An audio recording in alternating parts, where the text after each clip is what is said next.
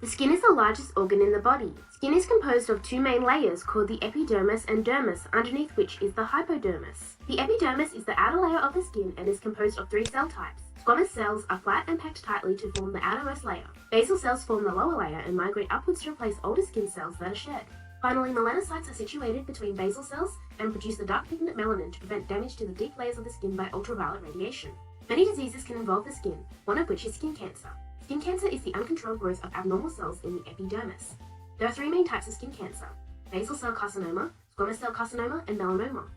As can be seen in the table, the three types of skin cancer differ in color, appearance, growth rate, and ability to metastasize. Now let's focus on melanoma. Most malignant melanoma appear on the skin surface and can be identified by assessing lesions based on the ABCDE rule. Melanoma may be present if the lesion has A. Asymmetry, meaning if the lesion is split in half down the middle, both halves are not identical. B. An irregular border which may appear blurred or ragged. C. Color variations, including different shades of brown, black, pink, red, white, or blue. D. Diameter greater than 6 mm. E. A lesion with an elevated surface or that is evolving. For example, the lesion may change in size, shape, or color. In addition to the ABCDEs, melanoma may be indicated by a sore that doesn't heal, change in the surface of a mole, or a spot or mole that is different from others around it. Skin cancer is caused by DNA damage to the skin cells. DNA damage to skin cells may be a result of exposure to ultraviolet UV radiation from the sun or solariums, ionizing radiation, DNA repair defects, errors during cell division, or may be inherited. 95% of melanomas, however, are caused by exposure to UV radiation. UV radiation causes DNA damage by enabling the formation of pyrimidine dimers between adjacent pyrimidine bases in DNA and RNA. Before cells become cancerous, abnormal changes called hyperplasia and dysplasia occur. In hyperplasia, there is an increase in the number of cells, but they appear normal under a microscope. However, in dysplasia, the cells appear abnormal. Hyperplasia and dysplasia may cause the formation of a mole or lead to changes in the appearance of a mole.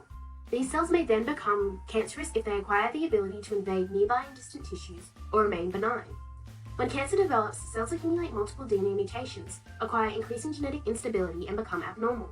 This increasing genetic instability causes random DNA mutations. These DNA mutations may cause the appearance of a mole to evolve, and an increase in size or irregular border may be caused by uncontrolled cellular proliferation. Additionally, all cancer cells that form the melanoma may have different mutations, causing the mole to have areas of varying color and cells to have varying ability to metastasize. In melanoma, DNA mutations often affect genes encoding components of the MAP kinase signaling pathway, which is involved in cellular proliferation. Normally, the MAP kinase signaling pathway is initiated by a ligand binding to a tyrosine kinase receptor. Upon the ligand binding, dimerization of two tyrosine kinase receptors occurs, and tyrosine residues on the intracellular receptor domains undergo autophosphorylation. This phosphorylation allows adaptor proteins to bind to the intracellular domains of the receptors, and activation of further signaling molecules, including kinases NRAS, BRAF, MEK, and ERK via phosphorylation.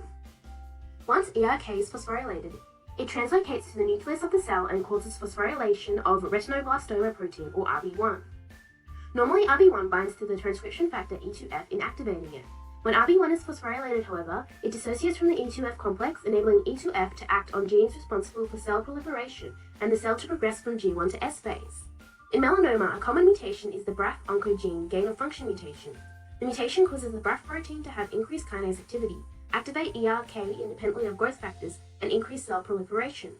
Additionally, a mutation of the KIT gene that encodes tyrosine kinase receptors may cause increased expression of receptors, enabling them to dimerize without the appropriate ligand binding.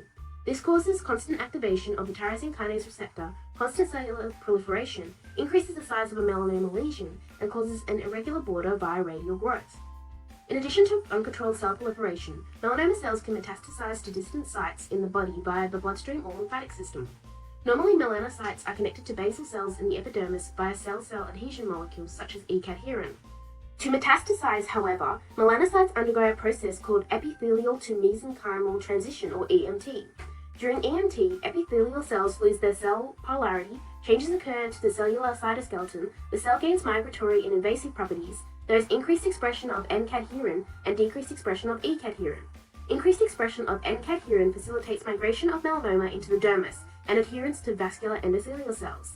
This enables the melanoma to enter the circulation within blood vessels, adhere to endothelium of a blood vessel near the target organ, and extravasate at the new site. Australia has one of the highest rates of skin cancer in the world. Skin cancer is also one of the most commonly diagnosed cancers in Australia, with almost 1 million cases diagnosed in 2015. Additionally, about 2 in 3 Australians will be diagnosed with some form of skin cancer before the age of 70. The risk of melanoma increases with age, and melanoma is 1.5 times more frequent in males than females. Finally, the incidence of melanoma is lower in Aboriginals compared to those of European descent or with fair skin.